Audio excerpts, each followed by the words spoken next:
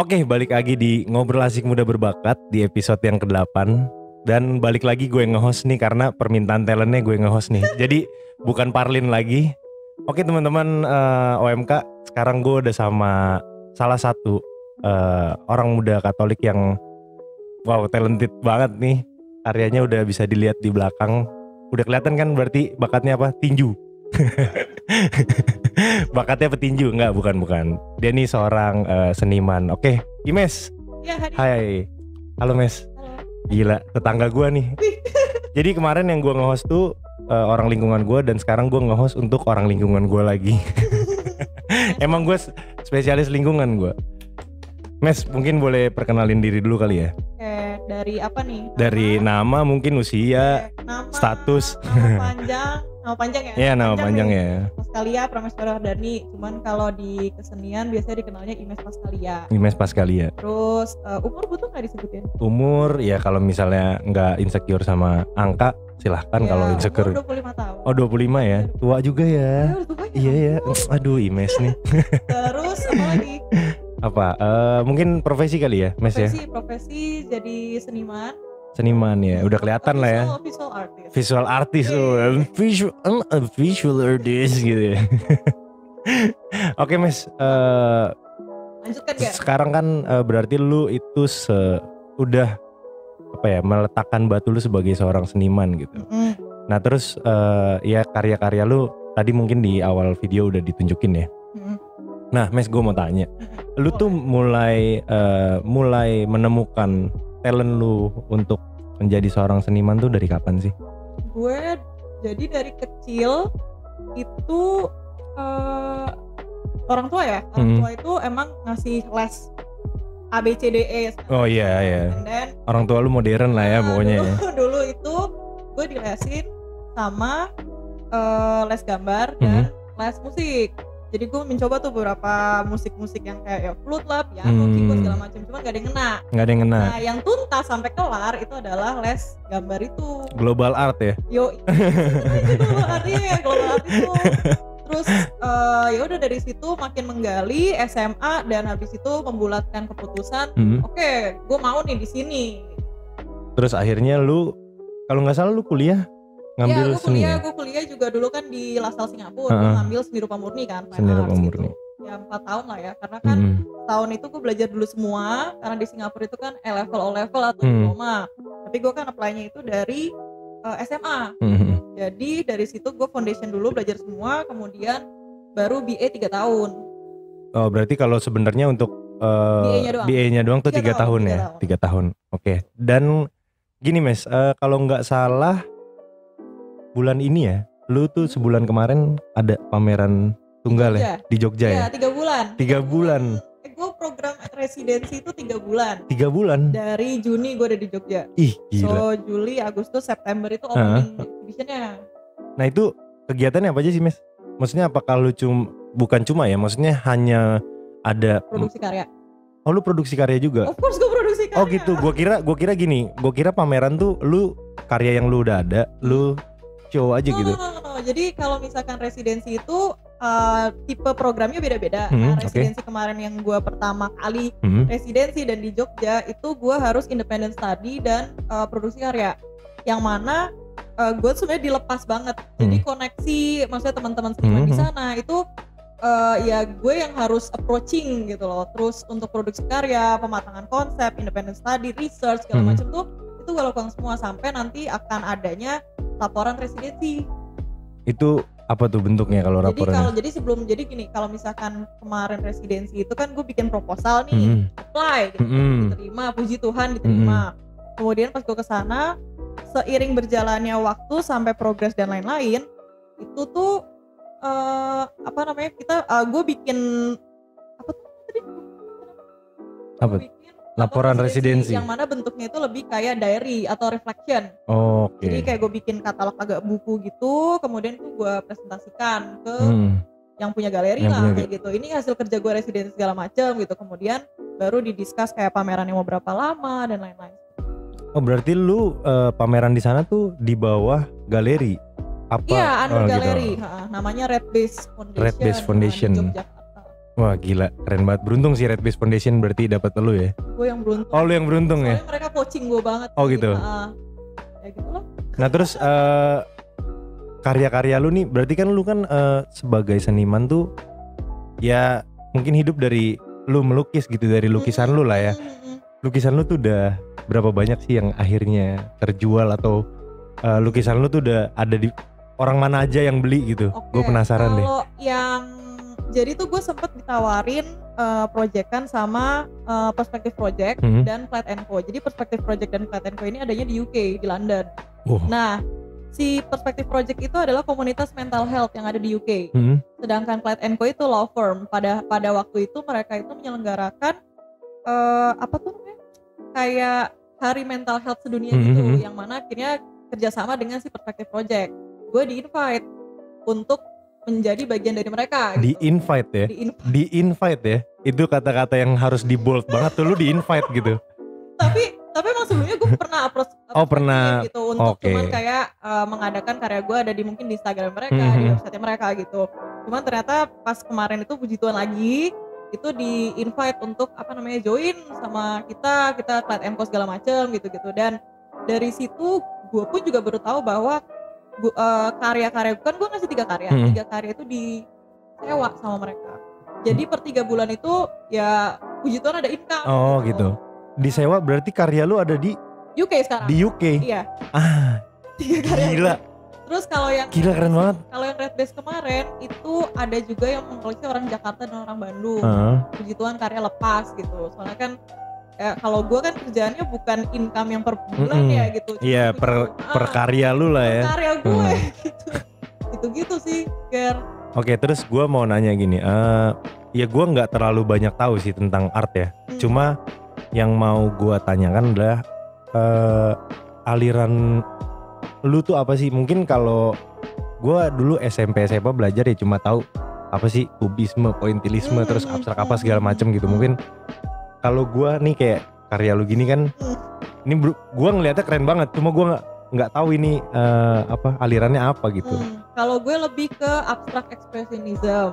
Jadi itu tuh lebih ke abstrak tapi menggunakan attitude, behavior atau juga namanya emosi ya, intangible emotions yang nggak bisa diungkapkan dengan kata gitu. Jadi gue sih berpikir bahwa mungkin stylenya gue adalah abstract expressionism ini. Gitu. Cuman dan again gue nggak mau terkotakkan dengan satu style. Jadi gue terbuka dengan banyak style yang mana mungkin itu bisa membantu untuk independent study atau membantu gue dalam proses penciptaan karya itu ya gue open banget akan itu. Oke. Nggak terus kenapa lu akhirnya menemukan kayaknya gue abstrak expressionism nih gitu. Mungkin ada story behindnya gitu atau? Ada. Jadi gue kan sedikit cerita ya. Gue punya latar belakang dengan kondisi mental nih. Oke. Nah pada saat itu art itu buat gue itu sebagai salah satu coping mechanism tersehat gue untuk kondisi mental gue. Yang mana gue juga nggak mau yang terlalu figuratif karena karena kondisi mental gue kan sangat intangible and sometimes invisible gitu loh, susah gitu untuk dilihat tapi dirasain banget gitu. Dari situ gue sebenarnya cuman lebih melepaskan emosi gue lewat pengkaryaan gue. Jadi makanya gue berpikir ya mungkin hal gue adalah itu yang tepat. Gitu. Berarti karena kalau misalkan ada figuratifnya atau segala macam, gue merasa sangat terkotakkan dan gue merasa sangat kecil. Dan itu membatasi lu banget ya, maksudnya soalnya sebagai seorang seniman lu tuh nggak boleh ada boundaries gitu ya, maksudnya. Kalau dibilang boundaries sebenarnya harus ada boundaries dalam artian ini ya kayak pakemnya doang gitu kali ya. Akarnya harus kuat ya. Cuman at the same time juga kalaupun kalian memilih masa kayak gue gitu memilih kebebasan, itu kebebasan yang emang harus dipertanggungjawabkan. Oke. Terus berarti bisa gue simpulkan gini, lu itu akhirnya mengkonversi gangguan lu itu yang mengganggu diri lu itu menjadi sebuah karya. Iya. Gokil sih. Maksudnya mungkin nggak banyak orang kali ya. Apa banyak yang melakukan seperti lu di? Kalau di art mungkin gue nggak tahu, mungkin ada ya gitu. Cuman at the same time yang misalkan kayak kata orang-orang meditasi, kemudian mindful, terus apalagi ya olahraga gitu-gitu kan kita kan sering, maksudnya gue dengan yang kondisi mental kayak gini sering dicokokin hal kayak gitu, gitu loh. Tapi mungkin nggak semua orang tuh coping mekanismenya tuh sama gitu. Ya oke. Tapi itu sesuatu yang keren sih, maksudnya lu mengubah sesuatu yang mengganggu lu tuh menjadi sesuatu yang positif gitu. Iya, tapi at the same time gue juga seneng bahwa kondisi mental gue dengan kesakitan yang gue rasakan sekarang itu tuh gue bisa memang transform ke art, dan antara gue kondisi gue ada image dengan kondisi mental dengan art itu saling berkorelasi satu sama lain gitu. Oh iya bener ya, akhirnya semuanya menjadi jadi akhirnya muaranya jadi sebuah karya lagi gitu. Iya. Tapi nggak apa nih lo akhirnya harus nyampein lo punya kondisi mental, nggak apa ya? Gue santai, gue juga terbuka, maksudnya tentang mental health gue juga udah go public ya, karena itu juga berdasarkan karyan gue dan itu realita yang terjadi gitu. Oke. Gitu. Makanya salah satu gue pengen jadi seniman mungkin ya itu gue sebenarnya bukan ya gimana ya, kalau seniman yang terkenal gitu profesional lah ya, itu memang harapan gue. Tapi at the same time gue juga pengen bahwa gue itu bisa raise awareness tentang si mental health gitu. Oh makanya lu di-invite untuk Hari Mental Sedunia itu? Mungkin gue gak tahu ya kenapa mereka invite gue. Oke. Terus gini Mes, berarti kan yang gue tahu ya, mungkin orang yang basisnya karya, entah itu musisi, entah itu dia seniman kayak lu, pelukis gitu, itu kan harus punya mood ya. Mungkin kalau pas lagi nggak mood, ya susah gitu untuk berkarya. Iya. Tapi mungkin ini kebalik ya. Lu justru kalau lu lagi punya sesuatu yang mengganggu, lu langsung lu tumpahin gak gitu. Semuanya kayak gitu. Oh nggak semuanya. Nggak semuanya, soalnya. Kalau nggak karya lu ada ribuan. Nggak, soalnya gue itu lama di approaching, pendekatan gue ke karya tuh lama banget. Tapi ketika gue udah tahu berdasarkan misalkan secara logis ya, berdasarkan research, independent study, cuman emotionnya belum ada, sama aja. Oke. Bisa lu jelasin dikit nggak? Gimana lu akhirnya cara nemuin nge-breakdown gitu hasil karya lu? Mungkin ini deh bisa lu breakdown katanya. Breakdown nih gimana? Maksudnya cara lu menemukan akhirnya kan lu bilang lu harus ada pendekatan dulu, lu harus ada research dulu gitu. Apa gitu? Iya, approachingnya kayak gimana? Kalau approachingnya mungkin dari karena kondisi mental gue kan punya psikosis ya. Jadi gue mendengar suara-suara gitu yang mereka pun ngomongnya jahat gitu. Terus habis itu, nah tapi tulisan apa yang mereka omongin di dalam otak gue itu tuh gue tulis lewat keywords gitu. Gue tulis lewat keywords, kata-kata jahat mereka segala macam. Kemudian gue transform lagi dengan kondisi gue, dan gue transform lagi dengan diri gue yang image gitu loh. Terus dari situ mungkin bisa jadi title karya, bisa jadi description karya, atau mungkin beberapa elemen kayak misalkan ini kan ada stretchingnya nih. Itu karena gue lekat banget dengan harming behavior. Jadi masih ada simbolisme yang gue taruh ke karyaan gue gitu. Kayak gitu sih pelekatannya. Berarti gini, sorry, ini gue mungkin nggak tahu ya ini bener apa enggak. Berarti di setiap goresan ini itu lu semua punya artinya berarti? Semacam ada simbolisme yang lu sampein ya, semiotiknya gitu. Ada kayak gitunya gitu, dan gue lebih sering dengan warna merah kan sebenarnya, karena gue merasa antara gue dan harming behavior dan blood, darah sendiri, itu elemen terkuat gue. Nah sekarang gue baru menemukan, semenjak residensi gue baru menemukan satu lagi elemennya adalah garis. Karena ketika gue harming behavior, gue itu kan semacam memahat luka di badan gue kan. Jadi lukanya itu tuh, dan mostly adalah garis gitu. Jadi gue sangat dekat dengan garis warna merah karena darah gitu. Jadi ya gitu. Ya tapi keren sih, maksudnya. Thank you. Akhirnya jadi apa ya? Ini gue bukan orang yang terlalu ngerti banget seni ya. Tapi gue ngeliat ini tuh keren banget gitu. Kayak gue dapat apa ya? Dapat sesuatu lah. Lu dari goresan-goresan ini mungkin nggak beraturan, nggak plek realis bentuknya apa, tapi kayak gue dapet cerita gitu. Ya tapi gue nggak bisa jelasin juga ceritanya apa, karena cuma bisa gue rasain doang. Gitu. Thank you. Keren sih, keren. Terus gini Mes, gue mau nanya, lu sejauh lu menjadi seorang seniman, struggle apa yang paling berat buat lu? Wah, struggle apa? Tunggu, ini dalam aspek apa dulu nih? Ya dalam aspek lu menjalankan lu sebagai seorang seniman, sebagai pelukis gitu. Struggle lu apa yang paling? Struggle gua, paling berat gitu. Misalkan apa ya struggle? Mungkin pendekatan tuh struggle juga buat gua. Kemudian untuk di painting atau drawing itu kan gua kesannya grasping ya, meraba-raba, karena kan gue nggak ada form konkret formnya gue nggak ada. Jadi gue mencoba melihat dari, maksudnya belajar lagi lah ya, dalam artian formal qualitiesnya, mungkin komposisi segala macem. Kayak gue tuh ngelukis kayak study case gitu loh, Ger. Kayak karya ilmiah ya? Iya, kayak improvisasinya di mana, kemudian ini gue belokin kemana, dan itu kan gue meraba-raba semua karena nggak ada yang pasti gitu.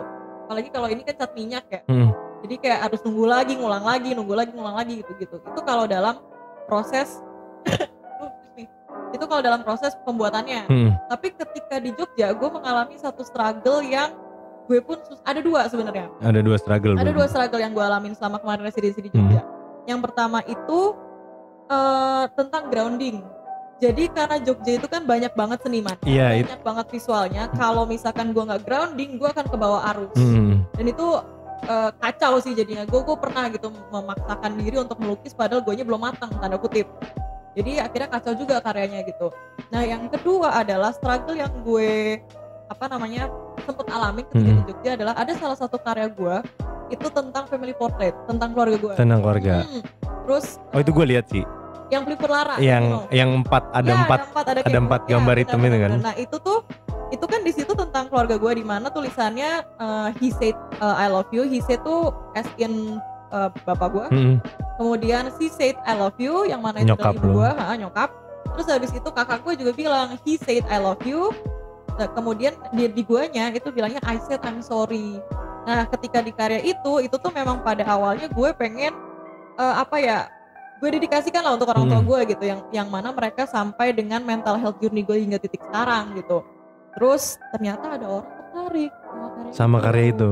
Nah di situ struggle gue adalah gue mempunyai bukan firasat ya, gue punya pemikiran oke, at the same time secara realita gue butuh untuk melepas karya ini. Tapi ketika gue lepas, apakah itu sama dengan artinya gue menjual keluarga gue dengan nilai mata uang sekian? Itu struggle gue banget, Ger. Sampai kira gue nanya ke teman-teman seniman yang di Jogja. Mereka bilang, Ines karyanya dilepas aja. Karena kamu dengan karyamu dilepas, kamu akan membuat sesuatu yang lebih baru lagi dibanding kamu berhenti di sini doang. Kemudian gue merefleksikan ke diri gue dan gue bilang bahwa Ines, kamu itu sebenarnya mau nge-keep lukisannya atau mau nge-keep momen ketika kamu melukis? Karena di lukisan itu gue nangis, Ger. Karena gue keinget bokap nyokap gue terus. Oh, karena lu juga balik lagi lu melukis dengan emosional lu juga ya, ekspresionismenya itu ya. Gue tuh mikir kayak gue tuh mau nge-keep lukisannya atau mau nge-keep memori ketika gue melukis gitu. Kemudian gue baru firm bahwa Imes tuh ternyata cuma pengen nge-keep prosesnya gitu loh. Cuman kalau karya ya udah gitu. Dan puji Tuhan juga Bapak Ibu juga mensupport lah ya, mensupport apapun pilihan gue gitu. Jadi ya udah akhirnya karya itu gue lepas. Karya lu lepas. Dan untungnya juga karyanya itu ternyata jatuh di orang yang tepat. Iya. Karena tentang keluarga juga, dia ibaratnya karya gue itu beresonansi dengan si orang ini yang pengen punya karya ini gitu sih.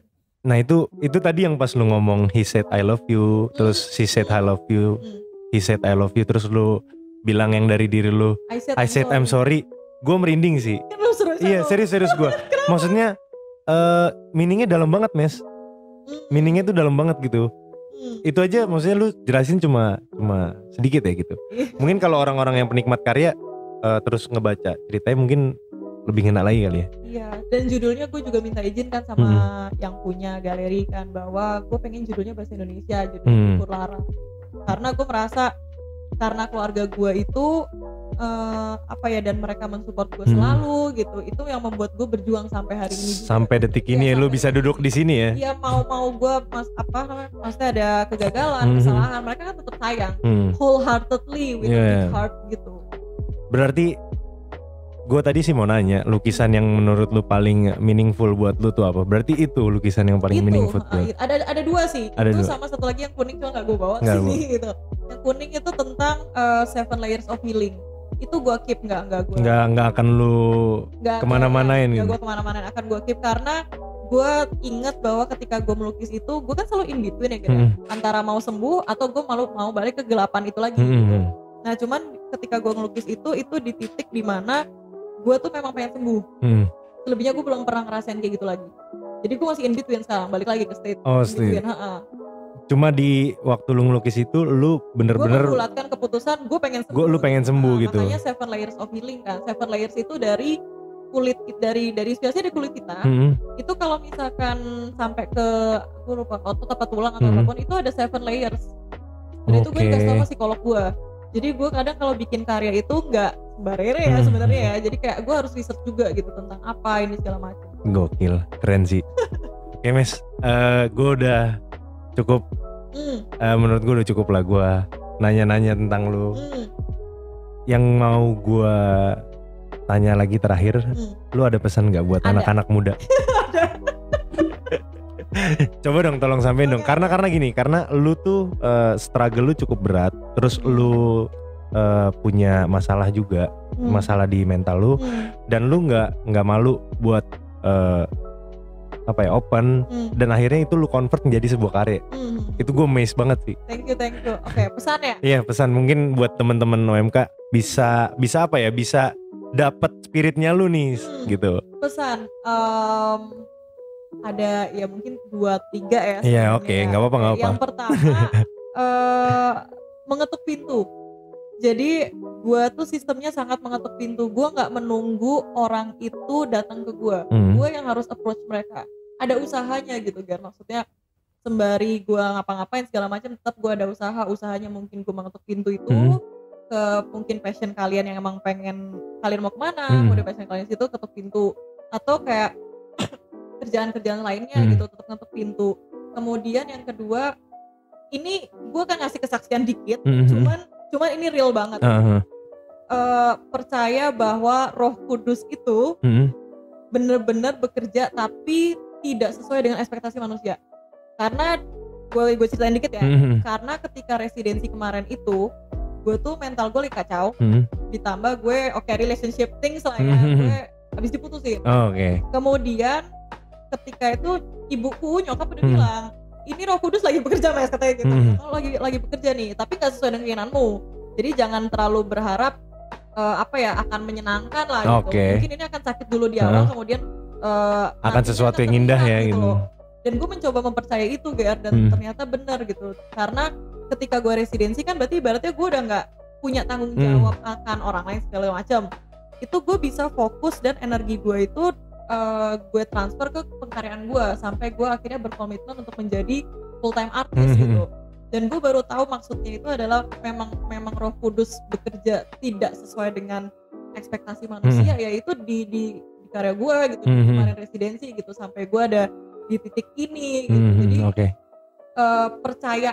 percaya bahwa Tuhan itu punya rencana yang lebih besar gitu. Sekalipun mengetuk pintu A itu misalkan belum dibukakan, kemudian mengetuk pintu B, bisa aja nanti pintu J yang kebuka gitu.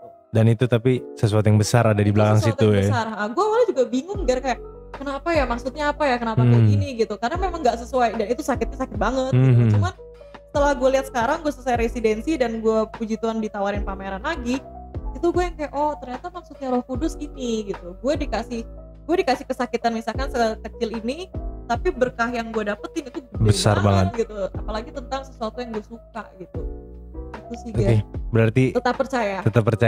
Pesan dari lu jangan usaha dan tetap percaya. Dan Roh Kudus itu bekerja dengan caranya pasti sendiri. Akan ada pintu yang tiba-tiba dikasih dan pintu itu akan terbuka. Oke, keren. Mes, makasih udah sama-sama ngasih gua dan teman-teman OMK juga pelajaran gitu dari cerita lu, dari kita ngobrol. Tapi kita harus sudahin. Nanti mungkin kita ngobrol di luar kali ya. Oke, teman-teman OMK, udah sampai di penghujung acara. Jangan lupa buat saksikan nanti ini di YouTube-nya Gereja San Barto. Terus jangan lupa buat kalau mau lihat hasil-hasil karyanya Mes, di mana Mes bisa? Darkest Hour Project. Oke, di Instagram ya, Darkest Hour Project. Instagram banget nih. Oke deh, thank you Mes. Thank you. Dadah teman-teman OMK. Dadah. Jangan lupa saksikan Ngobrol Asik Muda Berbakat di YouTube Gereja San Barto.